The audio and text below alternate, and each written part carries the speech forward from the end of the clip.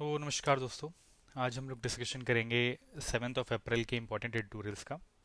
तो देखिए, आज का पहला एडिटोरियल जो है वो है हमारा unequal burden of pen.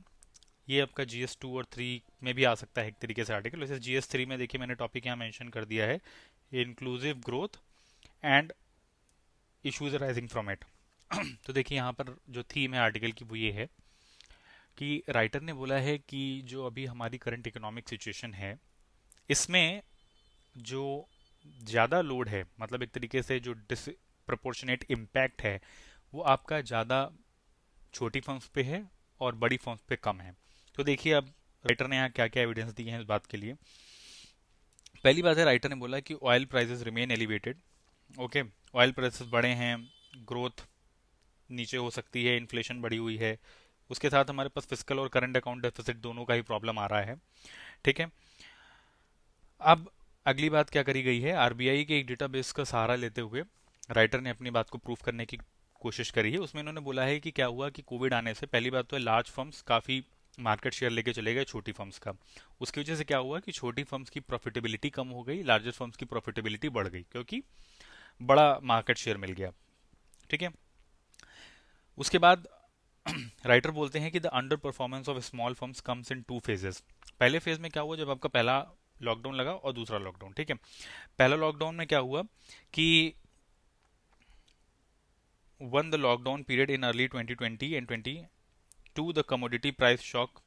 Okay, जो अभी आपका मिड 21 से कमोडिटी प्राइस शॉक आ रहा है, बेसिकली एक तरीके से इन्फ्लेशन बढ़ रही है, उसको लेकर बात करी गई है। तो एक लॉकडाउन का इशू आया और एक आपका कमोडिटी प्राइस का इशू आया। तो इसके चलते क्या हुआ कि जो छोटी फर्म्स हैं, क्योंकि इनके पास क्योंकि बफर कम है, ये इतना लोड नहीं ले सकते। इतनी बार अगर बिजनेस शट डाउन होगा तो ये वो नहीं उसको बेयर नहीं कर सकता इनका बिजनेस।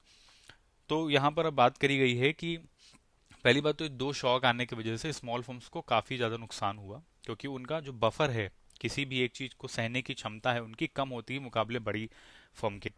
दूसरी बात कही गई है कि क्या हुआ कि India continuously energy efficient step ले रहा है। उसमें क्या हुआ है कि बड़ी लार्जर फर्म्स, क्योंकि उनके पास ऑलरेडी मार्केट से पैसा भी इजीली उठा सकते हैं, तो उन्होंने एफिशिएंसी एनहांसिंग स्टेप लिए जो कि छोटी फर्म्स नहीं कर सकती थी।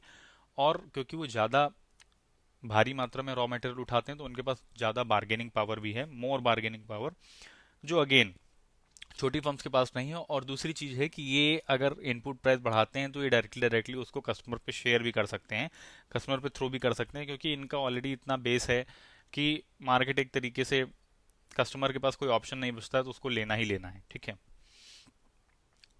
Then आगे चलते हैं, आगे देखिए क्या बात करी है। बात ये हुई है कि 20% ऑफ द लेबर फोर्स जो है वो इनफॉर्मल सेक्टर में है। ठीक है। और उनकी वेजेस भी काफ़ी बढ़ी। ठीक है। तो इन्होंने यहाँ पर बात करी है कि Naukri.com की बात करते हुए राइटर ने यही बोला है कि Naukri.com पे जॉब लिस्टिंग्स काफ़ी बढ़ गई हैं। तो फॉर्मल सेक्टर में जो है उन लोगों की जॉब भी बढ़ी हैं, उन लोगों की वेजेस भी बढ़ी हैं। और वहीं पर 80% जो हमारा इनफॉर्मल सेक्टर है उसके साथ प्रॉब्लम क्या आई, पहली बात तो है नॉन एग्रीकल्चर सेक्टर में जो लोग हैं उनके साथ खास प्रॉब्लम ये आई कि जब एक बार ये सेकेंड वेव कोविड की गई तो उसके बाद धीरे धीरे चीज़ें इंप्रूव हो रही थी, बट अगेन अभी कमोडिटी प्राइस शॉक की वजह से क्या हुआ कि फिर से इन्फ्लेशन बढ़ रहा है, धीरे धीरे फिर से डिमांड लूज होने लगेगी। ओके, तो इससे फिर से नुकसान होगा। यहाँ पर ये ने जो तीसरी बात कही है इसके बाद, वो ये कही है कि इनफॉर्मल सेक्टर के लिए कोई हमारे पास डेटाबेस नहीं है उनकी प्रोग्रेस को ट्रैक करने का, गवर्नमेंट केवल पे चलती है। Okay, the trend in the formal sector are as good as proxy for the informal sector. ठीक है, वो फॉर्मल सेक्टर की ग्रोथ को ही इनफॉर्मल सेक्टर की ग्रोथ की तरह एक प्रॉक्सी मान लेती है, जो कि राइटर ने कहा है कोई अच्छी टेंडेंसी नहीं है। ओके, तो फिर इन सबके बाद राइटर ने सोल्यूशन ये दिया है कि गवर्नमेंट को फिजिकल पॉलिसी और मॉनेटरी पॉलिसी दोनों पर ध्यान देना चाहिए। दोनों दो फ्रंट से पॉलिसी मिक्स होना चाहिए। Policy mix in the sense कि फिजिकल पॉलिसी जो कि गवर्नमेंट के हाथ में होती है उसको अपना केपेक्स टारगेट पूरे करने चाहिए और अपनी तरफ से पैसा कैपिटल एक्सपेंडिचर करना चाहिए। Okay, capex plans, high fertilizer fertilizer और उसके बाद अब जो ऑयल टैक्सेस पर है थोड़ा सा उसको सब्सिडाइज करो, और जो फर्टिलाइजर का आपका जो है उसको थोड़ा सा उसकी बजटिंग करो, थोड़ा सा उसको भी रैशनलाइज करो। देन मॉनेटरी पॉलिसी में इन्होंने अपील करी है रिजर्व बैंक ऑफ इंडिया से कि इन्फ्लेशन को टारगेट करने के लिए, इन्फ्लेशन को कंट्रोल करें, पहले न्यूट्रल स्टांस पे जाएं, उसके बाद धीरे धीरे रेपो रेट को बढ़ाना शुरू करें ताकि इन्फ्लेशन कंट्रोल हो। ओके, तो यहाँ पर ये दो एक तरीके से राइटर ने कुछ सॉल्यूशंस दिए हैं और कुछ प्रॉब्लम बताई। तो आप ओवर एंड ऑल ये समझिए कि दो सेक्शंस हैं मार्केट में, एक लार्ज फर्म्स हैं, एक स्मॉल फर्म्स हैं। इन्होंने यहाँ पर ये बोला है कि जो लार्जर फर्म्स हैं, ठीक है, लार्जर फर्म्स को मार्केट में अगर कोई शॉक आता है तो उसका उतना इम्पैक्ट नहीं होता जितना छोटी फर्म्स को होता है। फर्स्ट थिंग, उसके इन्होंने रीज़न बताए हैं, ये बताए हैं क्योंकि बड़ी मार्केट अगर इस लॉकडाउन के चलते मार्केट शेयर ऑलरेडी काफ़ी कैप्चर कर चुकी हैं बड़ी फर्म्स। छोटी फर्म्स के पास मार्केट कम है, उनके पास ये शॉक्स को एब्जॉर्ब करने के लिए बफर कम है, इस वजह से काफ़ी सारे बिजनेस शट डाउन हो जाते हैं एंड अगेन फिर वो पूरा मार्केट सेगमेंट फिर से बड़ी फर्म्स के हाथ में ही चला जाता है। ठीक है, उसके साथ इन्होंने ये बात करी है कि अगर हम उनके जो एम्प्लॉयज़ हैं उनकी तरफ भी देखें तो वहाँ भी सेम सिचुएशन है, उनके एम्प्लॉयज़ ऑलरेडी सफ़र कर रहे हैं। ठीक है, और इन्होंने यहाँ पर देखिए एक और एक तरीके का यहाँ पर इंफॉर्मेशन रखी गई है, वो ये है कि poorest 20% in India have seen a 53% decline in their income between 2016 to 21, while richest 20% have seen a 39% increase. Okay, इसको आप यूज़ कर सकते। सो ये था इस आर्टिकल के बारे में। नेक्स्ट आर्टिकल की डिस्कशन करते हैं। वो आर्टिकल है, देखिए अभी आपको पता होगा कि साउथ दिल्ली के मेयर ने बोला कि फॉर द टाइम बिंग, जब तक नवरात्रि है, ओके, ये 9 दिन तक वहाँ पर एक तरीके से उन्होंने किसी भी तरीके के नॉन वेजिटेरियन फूड्स को बैन कर दिया है। ओके, अब देखिए यहाँ पर हालांकि ये आर्टिकल अभी इतना कोई डायरेक्ट इम्पैक्ट नहीं, बट इसमें कुछ आर्टिकल में बातें अच्छी रखी गई हैं। सेम यही आर्टिकल यहाँ पर थोड़ा सा और डेकोरेट करके आया है, तो इसलिए हमने इसको छोड़कर यहाँ क्योंकि इन्फॉर्मेशन को मिल जाएगी। सो लिसन, यहाँ पर बात कही गई है कि लैंडमार्क पुत्तु स्वामी जो रूलिंग थी, देखिए ये रूल बार बार न्यूज़ में आ रहा है, आज के आर्टिकल में कई जगह इसका मेंशन हुआ है आज के आर्टिकल्स में। तो पुत्तु स्वामी का जो 2017 का जजमेंट था उसमें था कि choice of food habits is an aspect of privacy, पहली चीज है। ठीक है, what one eat is a personal affair and it is a part of his right to privacy which is included under the article 21 of our constitution। पहली चीज़ है। दूसरी चीज़ है कि अगर आप ऐसा जो बुचर्स हैं उनको अगर उनको प्रोफेशन आप मतलब ये बंद कर रहे हो, शॉप बोल रहे हो कि नहीं, तो एक तरीके से आप राइट टू प्रोफेशन पे भी इम्पैक्ट कर रहे हो। तो article 19(1)(g of the constitution which is guaranteed to all the citizen of India. Okay, यहाँ पर केवल बुचर की बात नहीं है, बुचर की शॉप में जो और लोग भी काम कर रहे हैं उनका भी आपने राइट टू प्रॉपर्टी ले लिया, हालांकि वो आपके जजमेंट से डायरेक्टली इम्पैक्टेड नहीं थे बट इनडायरेक्टली इम्पैक्ट हो गए। ओके, मोर रिसेंटली देखिए यहाँ पर एक Sheikh Zahid Mukhtar versus state of Maharashtra, the Mumbai high court struck down section 5D of Maharashtra animal preservation act which put a virtual ban on the position and consumption of beef in the state. ठीक है, उस पर supreme court का ये कहना था कि state जो है वो सिटीजन्स पर ऑब्नॉक्शियस फूड खाने पर ही रोक लगा सकता है, मतलब जो which is injurious to health. ठीक है, the type of food which is not injurious to health, उसके पोजीशन और कंजम्पशन पर स्टेट का कोई कहना नहीं है। As said article 21 right to privacy के अंदर ही चीज आती है, दैट इज द पॉइंट। ठीक है, यहाँ सेम चीज अब दिल्ली के लिए भी बोली गई, उनको भी एक रेड लाइन ड्रॉ का स्थिति है। तो आई होप आप समझ गए होंगे इस आर्टिकल को। Now let's move to the another article. It is right to be different, the salient feature of Indian society, diversity of India. तो अगेन ये हिजाब के ऊपर है, इसमें हालांकि बहुत ज़्यादा नहीं, कुछ 2-3 पॉइंट्स इसमें हैं जो काफ़ी अच्छे हैं, so we will go through them. देखिए पहली बार यहाँ पर बोला है कि जो कर्नाटका हाई कोर्ट का रिसेंट डॉक्ट्राइन था क्वालिफाइड पब्लिक स्पेस को उन्होंने बोला, तो उन्होंने यहाँ पर wearing hijab on the school campus और both public space while disallowing the hijab in classroom. Okay, public space और आप स्कूल के अंदर कैंपस में अलाउ कर रहे हो बट क्लासरूम में अलाउड नहीं है हिजाब। ओके, सो काइंड ऑफ अब वही है कि फिर यहाँ पर राइटर ये कह रहा है कि फिर क्यों और भी तरीके के लाइक वेयरिंग कुमकुम, टर्बन, बेयर्ड, तिलक और क्रॉस, इनको क्यों अलाउ किया जा रहा है अगर आप एक तरीके से उसको आप क्योंकि because the judgement was on कि कोई एक नेसेसरी प्रैक्टिस नहीं है इस्लाम की हिजाब पहनना। तो सेम पॉइंट यहाँ पर कि यहाँ भी आप फिर इन चीज़ को भी वैलिडेट करो कि क्या ये नेसेसरी प्रैक्टिस हैं। तो these are the things actually. अब उसके बाद देखिए यहाँ पर क्या है, राइटर ने बोला कि ठीक है आपने जो आर्टिकल 25 के अंदर जो भी जजमेंट किया that's all well and good, but यहाँ पर आर्टिकल 51A को बोला गया है कि that says fundamental duty value and preserve the rich heritage of our composite culture. That writer का कहने का मतलब है कि गर्ल्स वही तो कर रही थी, they were preventing their culture. Okay, if it is not a religion it's a culture. ठीक है, culture is actually how the peoples live, okay, तो ये उसको प्रिजर्व कर रही थी। So article 51 A, anyway I mean 51 A is a fundamental duty तो non justiciable है, it's all right, we all know. But the point is, यहाँ पर राइटर ये कहने की बात कर रहा है कि ये भी तो एक तरीके से कॉन्स्टिट्यूशनलिज्म ही है, कॉन्स्टिट्यूशन का ही पार्ट है। Up to certain extent this is also true. और अगर आप ड्यू प्रोसेस ऑफ लॉ देख रहे हैं तो फिर again I mean it is justiciable. Due process of law में है कि ये करेक्ट हो सकता है। ओके, अब उसके बाद राइटर ने नेक्स्ट एक बात करी है कि इफ यू रिमेंबर कि सबरीमाला जज के बाद, सबरीमाला जजमेंट के बाद इट्स रेटरी की एक 9 जज बेंच को रिफर करना है केसेस को, जो कई सारे मैटर की कॉन्स्टिट्यूशनैलिटी को चेक करेगा।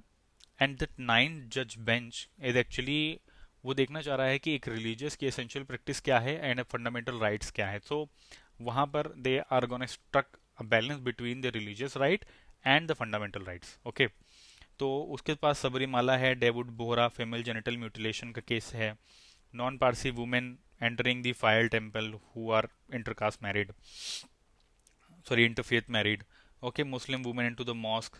तो अब उनका एक बैलेंस चेक करना है कि are they essential within that particular religion, और फंडामेंटल राइट्स और रिलीजियस प्रैक्टिसेस का एक तरीके से क्या दायरा है, कहाँ वो एनक्रोच नहीं कर सकते। So all this and that.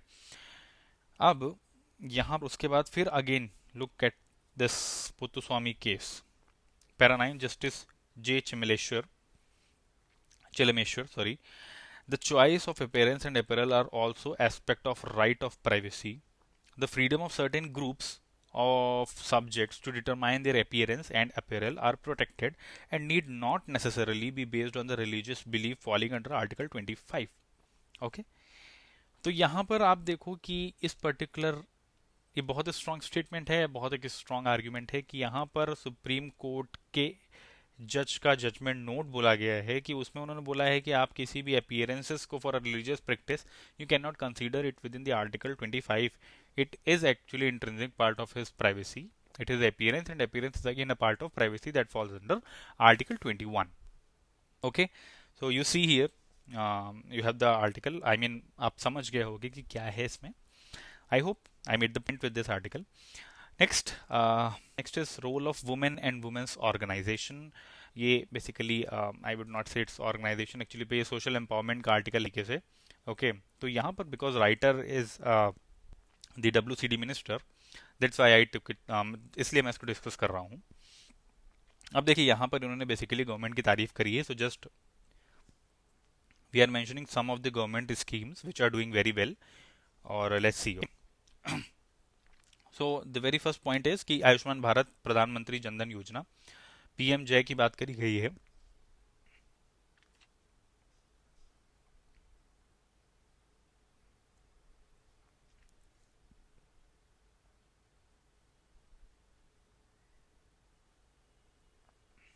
Okay, तो यहां पर बोला गया है कि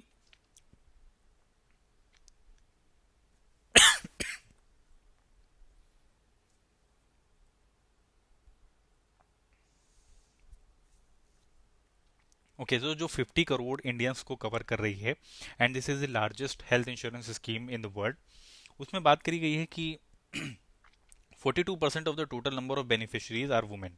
ठीक है, मतलब इस गवर्नमेंट की इस पर्टिकुलर स्कीम में 42% बेनिफिशरीज वुमेन है, और जो ऑब्स्टेट्रिक्स और गायनोकोलॉजी जैसे रिलेटेड जो पैकेजेस हैं उसमें सबसे ज़्यादा लिया गया पैकेज यही है।